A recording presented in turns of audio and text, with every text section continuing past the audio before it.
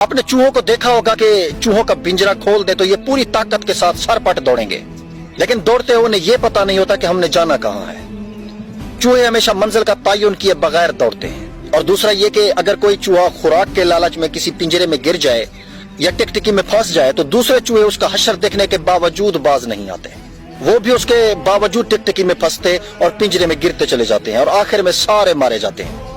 नफ्सियातदान चूहों की इस हरकत को रैट रेस या चूहा दौड़ कहते हैं। क्या हमारी हरकत चूहों जैसी नहीं है? हम भी मंजिल का तयन किए बगैर सरपट भागते चले जाते हैं। हम भी दूसरों के गिरने और फंसने से सबक नहीं सीखते और हम भी गड्ढों में गिरते और मरते चले जाते हैं। हम ऐसा क्यों करते हैं? माहिरीन हसद को इसकी बड़ी वजह करार देते हैं। हसद इंसान का सबसे बड़ा जज्बा है।